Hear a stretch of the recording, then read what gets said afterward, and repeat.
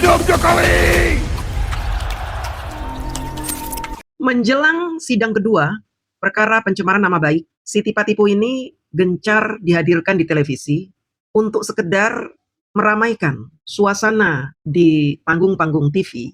Karena kita tahu apa yang keluar dari mulut si tipa-tipu ini memang selalu membuat kita semua, khususnya cinta Bapak Jokowi, ingin nabokin dia. Tetapi bagi kubu mereka, kubu pembenci Bapak Jokowi, munculnya tipa-tipu ini membuat semangat mereka semakin menyala-nyala demi menjatuhkan Bapak Jokowi.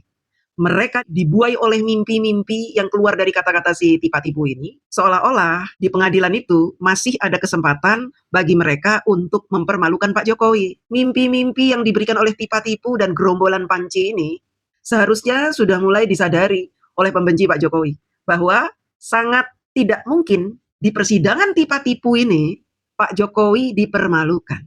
Justru sebaliknya. Justru mereka akan semakin hancur sehancur-hancurnya kalau mereka terus nekat untuk mendowngrade Bapak Jokowi di panggung-panggung TV. Nah, kita akan bahas mulutnya tipa-tipu ini ketika berada di panggung-panggung TV. Seperti apa? Supaya kita bisa menilai sejauh mana tipa-tipu ini sudah menjadi gila, ya.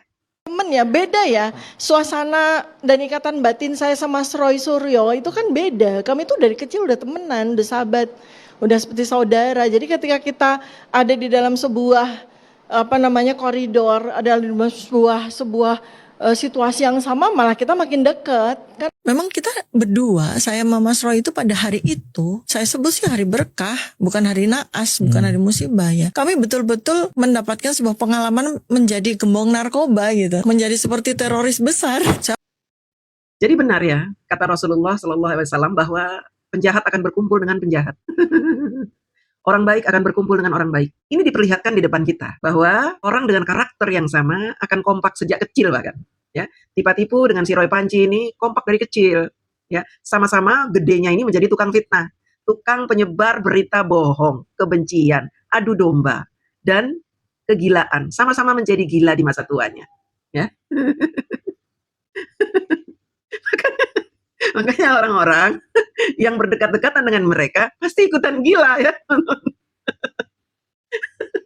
Nalar mereka itu kok nggak nyampe-nyampe gitu ya. Dan bahkan pembenci Pak Jokowi ikut gila juga. Nggak nyampe-nyampe nalarnya. Ya sekarang begini, mereka menuduh Pak Jokowi ijazahnya palsu. Sementara UGM sudah bilang asli. Gimana kok mereka masih berani nekat gitu menuduh itu. Bahkan berjuang untuk melawan. Kalau bukan orang gila nggak mungkin. Ini pembenci Pak Jokowi harus tobat berjamaah ini ya. Kecuali kalian berada di kubu yang benar ya. Dari mana benar? Dari mana benarnya? Sementara sidang itu yang jadi pesakitan Tifa. Sebentar lagi Roy Panci yang jadi pesakitan dan bukan Pak Jokowi. Jadi harapan kalian untuk memenjarakan Pak Jokowi ya, itu kan ujungnya harapan kalian begitu. Pak Jokowi dipenjara 17.000 tahun. Kemarin itu ya. Siapa yang ngomong itu? Si Alfian Tanjung. Kemudian ada yang ngomong Pak Jokowi harus dihadirkan untuk menunjukkan ijazah. Kalian ini gobloknya udah keterlaluan. Ya, untuk apa menghadirkan Pak Jokowi, kemudian Pak Jokowi bawa ijazah untuk apa? Sementara di gelar perkara sudah diperlihatkan ijazah Pak Jokowi. Sudah diraba, sudah dilihat. Makanya ada 3 orang mengajukan RJ. Karena mereka ini ternyata orang-orang waras. Egy Sujana, Damai Hari Lubis, dan Rismon Sianipar, orang-orang waras. Ketika mereka melihat ijazah, ternyata ijazahnya asli. Waduh, gawat ini. Aduh, daripada saya nanti jadi pesakitan di pengadilan karena dituduh menyebarkan berita bohong, fitnah, kebencian. Udahlah, saya minta maaf Pak Jokowi. 3 orang itu minta maaf. Karena mereka menyadari bahwa ijazah Pak Jokowi asli ketika diperlihatkan di gelar perkara. Begitu. Nah, 5 orang yang lain nggak mau berhenti untuk menjelekkan Pak Jokowi karena memang misi mereka harus tercapai, bahwa Pak Jokowi harus dipermalukan, harus di-downgrade, harus dibenci oleh seluruh rakyat Indonesia walaupun sia-sia ya, tapi tetap saja mereka nekat. Kita dengarkan lagi. kita akan buktikan sama-sama. Kita akan tunggu keberanian Pak Joko Widodo untuk hadir pada sidang. Karena memang keinginan mereka hanya itu. Dia ingin menyuruh seseorang untuk melakukan sesuatu, bukan bicara ijazah asli atau palsu. Tadi disebutin. Saya nggak Jangan persoalkan. cuma berani Saya nggak persoalkan, dia bilang. mentersangkakan, memidanakan rakyat dengan hukuman pasal 8 tahun 12 tahun tanpa berani untuk hadir pada sidang. Kita tuntut. Itu konsekuensi. Bude. Jangan hanya berani untuk mentersangkakan rakyat. Emangnya lu rakyatnya Pak Jokowi?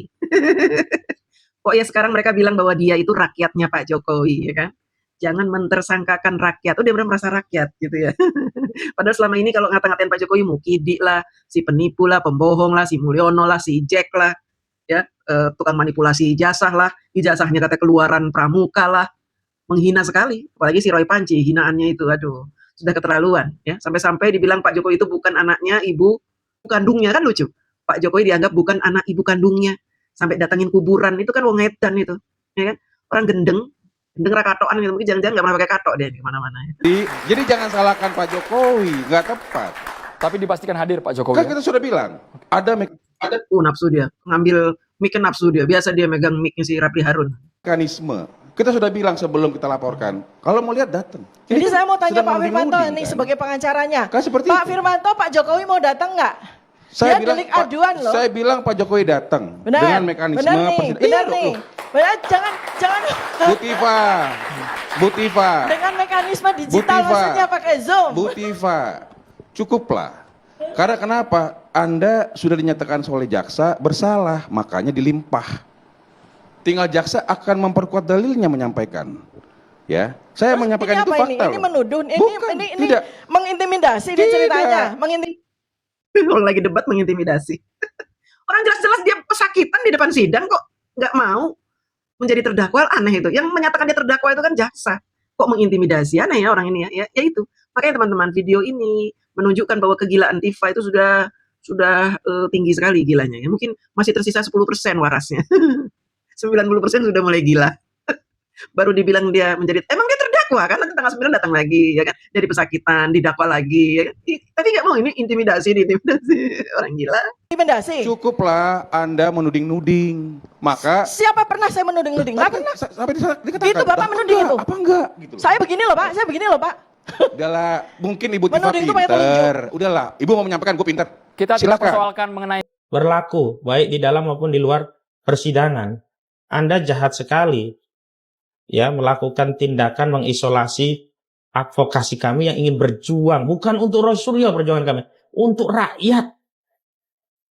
Dan kami tidak pernah mempersoalkan orang-orang yang ingin membantu. Makanya ada dari LBH Muhammadiyah, ada dari Profesor Denny Indrayana, ada nanti tambah lagi, nggak apa-apa.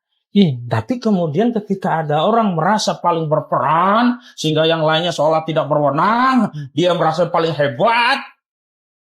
Yuk kita lihat yuk, jas merah, jangan lupa sejarah. Rupanya si Tompel sama si Rapli Harun sudah pecah kongsi. Jadi si Tompel ini dilarang kayaknya untuk menangani kasus ini ya, sampai persidangan ini dilarang untuk menemani si Dr. Tifa. Karena apa? Pengalaman yang lalu-lalu bahwa dia ini selalu gagal dalam membela kliennya. Jadi karena rasa cinta si Rapli Harun terhadap Tifa Tipu ini, khawatir si Tifa masuk penjara, jadi Cosinudin eliminate ya, tidak usah ikut. Biar dari Muhammadiyah aja yang mendampingi Tifa Tipu. Daripada nanti si Tifa Tipu masuk penjara, yang mendingan eliminate si Tompel. Tompel eliminate, nah Tompel nyabrang, marah dia di eliminate ya. Jadi kayak gini ya, begitulah ya. Orang-orang pembenci ya, orang-orang jahat, tukang fitnah, tukang adu domba, yang mulutnya jahat, ya kayak begini ya. Akhirnya mereka berakhir dengan sebuah perseteruan sengit sendiri ya. Pak Jokowinya mah santai di rumah ya, ngemil-ngemil, main sama cucu ya kan, jalan-jalan nemenin cucu-cucunya, kemudian menemui rakyat, santai, ketawa, senyum, happy bersama rakyatnya yang datang ke rumah beliau ya kan, foto-foto, happy. Mereka ingin menjatuhkan Pak Jokowi kelimpungan sendiri, modar cocote. RH dan TT ini semua orang udah tahu ya, tapi sebenarnya saya jijik juga ya menceritakan ini, agak jijik. Kenapa? Karena sudah pada tua itu, udah pada tua, aduh badan udah berlemak kayak mana ya kan.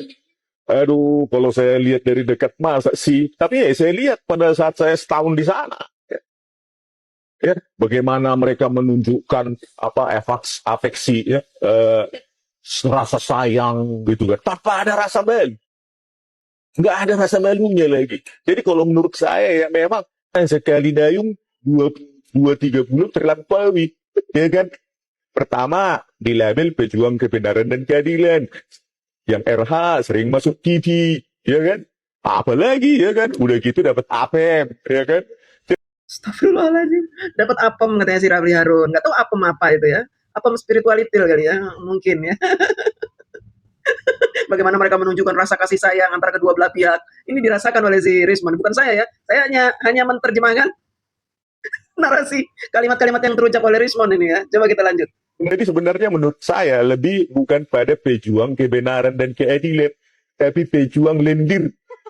Pejuang lendir yang bercocok tanam di sawah ilegal, di sawah orang lain yang bukan miliknya. Apa nama istrinya Raffi Harun atau suaminya si spirituality itu gimana ini? Aduh, ini parah ini. Berarti ini bisa menimbulkan prahara di kedua belah rumah tangga ya. Saya sebenarnya ini ya, menyayangkan ini terjadi, tapi kita kan harus tonton sampai habis videonya daripada penasaran. Lanjut, Mon. Bayangkan, Le. Kenapa saya buka sekarang? Ya karena saya benci kemunafikan itu. Apalagi mereka sering bawa-bawa istri saya juga ya. Jadi sekali lagi saya katakan RH dan TT ini adalah pejuang lendir yang bercocok tanam di sawah ilegal. Ya jadi munafik. Jangan sok-sok mengurusi moralitas. Pak Jokowi, ayolah jujur dan benar. Urusin dulu moralitasmu RH dan TT. Ya, urusin. Udah punya anak istri malu, udah tua. Yang satu punya istri sah, yang satu punya suami sah, punya anak masing-masing, pacaran, goblok kalian itu ya, modar kalian, aibnya kebuka semua satu persatu.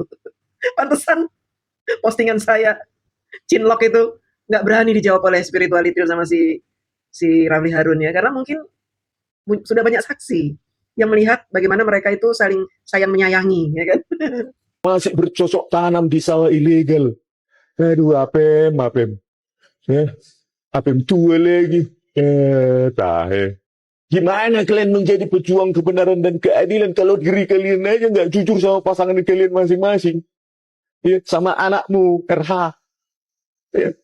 Saya pun udah muak ya sebenarnya waktu di sana itu. Apanya orang ini dua? Ya, menunjukkan rasa kasih sayang. Udah sana udah punya anak istri. Di sini nggak tahu suaminya kemana. Ya. Nggak tahu suaminya kemana. Lari kemana suaminya Tifa? Nggak pernah nemenin Tifa kan selama ditangkap polisi juga nggak ada yang nemenin. Bukan suaminya Tifa yang nemenin, tapi malah RH kan yang nemenin. Sampai nemenin waktu dia naik mobil. Sini, Til, naik Til. Jadi perjuangan ini kayak cover story. Ya. Jadi pencarian apa yang gratis. Kalian kira saya lihat itu showing affection. Menunjukkan rasa kasih sayang dan cinta. Saya nggak mual. Ya mungkin tanya yang lain-lain itu. Di situ itu. Mual juga ya lihat kalian. Seperti itulah teman-teman ya. Orang yang berusaha membuka aib-aib, orang yang tidak punya aib, ternyata aib mereka sendiri yang terbongkar. Entah benar atau salah, tapi kalau Bang Rismond berani berkata seperti itu di channelnya, artinya ya wallahu alam. Inilah salah satu hukuman yang Allah berikan bagi para penyebar fitnah.